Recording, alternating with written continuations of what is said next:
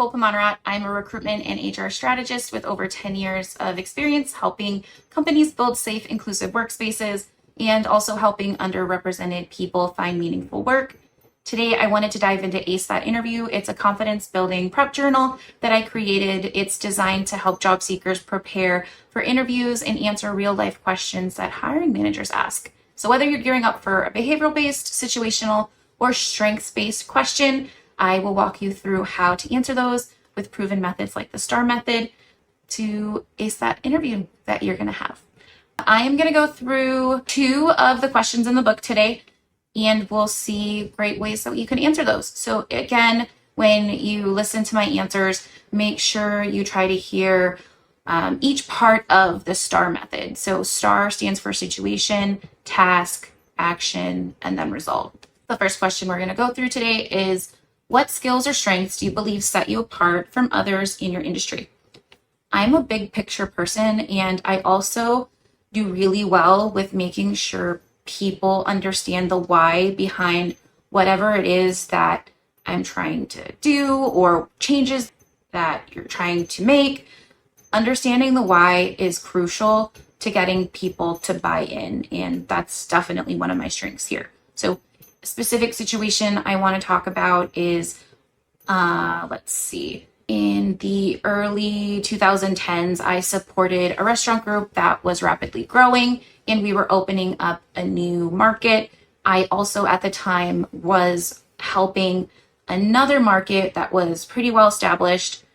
Both the new market and the well-established market had a handful of district managers, and we were experiencing a realignment in responsibility and who was overseeing which locations. So our district managers were losing some of their stores and taking on new stores. They were getting more or less just depending on where they were located geography-wise and all of that fun stuff. Alignments are pretty common in the restaurant industry when you've got a large number of restaurants. Anyways, specifically in the situation that I'm talking about, I had a team of recruiters that were reporting to me, and we were seeing that some of the district managers were frustrated with who was helping them and supporting them through the new alignment. Some of them wanted their old recruiters to come to their new areas and all of that. So it wasn't necessarily that the recruiters weren't doing a good job. There was not consistency in how we were supporting the district managers across the board. So what I did was I tasked myself with standardizing the recruitment and interview process to make sure that every district manager was receiving the same experience, regardless of who their recruiter was, straight across the board. And one of the things that I needed to be very mindful of was making sure that my recruiters understood that there was nothing that they were doing that was necessarily wrong. The reason why we were making that change is because when you're able to standardize things across the board, we made sure that everybody, no matter who their recruiter was, they were following the same process, they were meeting the same expectations, and the district managers were providing the same, they were providing the recruiters with whatever it is they needed, and it was the same across the board. That standardization really helped make sure that our performance was what it needed to be. And also we got what we needed back from the district managers. Another thing that it did is somebody goes on vacation or they leave, they get promoted, they go on to bigger and more awesome things.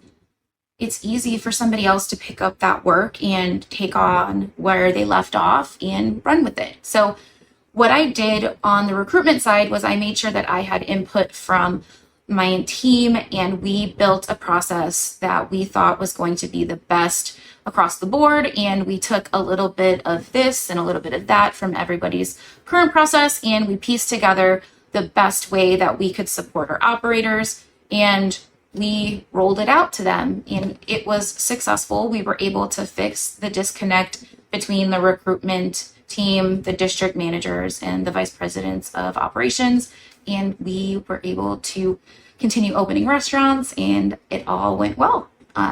So that is the answer to my first question. Second question I will answer today is, describe a situation where you capitalized on your strength to solve a problem. Here, I am going to specifically talk about a time when I was a training general manager in the Dallas-Fort Worth, in the Dallas-Fort Worth area. Got tongue-tied there. Sorry about that. Specifically, when I took over this specific location, I was met with the fire marshal coming in to do an inspection, and he told me that we needed to have 12 inches of clearance from the ceiling in the entire building. The issue with that was we had a lot of dry storage in the back of the restaurant, and we needed to figure out a way to get 12 inches of space from the ceiling down. And currently, at that time, we had things basically right up against the ceiling because we had tons of paper and tons of just dry goods that we didn't necessarily need all of that. We had too much of it. So I went through and I made sure everything was organized. I went and looked at the order guides that we were using and made sure that we weren't ordering too much, made sure our par preps worked well, and they were aligned with what we needed sales-wise. And we went through and we cut as much as we could, and we stopped ordering the things that we already had on hand and we didn't need. I also did a couple key transfers. There are certain paper goods that you can order once and they last forever. So I was able to get rid of some of those things so we weren't taking up so much space. Also, I looked at what we had available space-wise in some of the other areas of the restaurant, or the building rather, and I moved things around and I made some changes. One thing that I did to free up some space was we had access to an outside storage area. The storage area was just filled with a lot of junk, things that didn't necessarily need to be on hand or things that were outdated. They were using that space before I got there to store old marketing materials, decorations for holidays, and just outdated boxes of paperwork and things that we didn't need to keep anymore because, you know, the 7 years were up, or however long it needed to be there was no longer in that time space. So we got rid of a lot of stuff, we cleared it out, and I was able to move some of the higher ticket items that I had on inventory, like my chemicals and my cleaning supplies, and I was able to move those into that storage unit.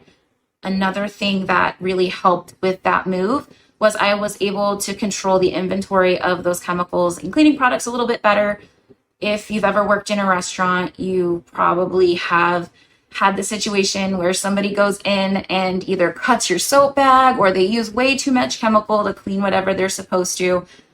First off, that's not safe, using more chemicals than you need. And also, it's expensive. Chemicals are pretty pricey, and when you can control the cost and order the right amount and use the right amount, it makes your inventory better and your cost of sales, of course. So we were able to control that too.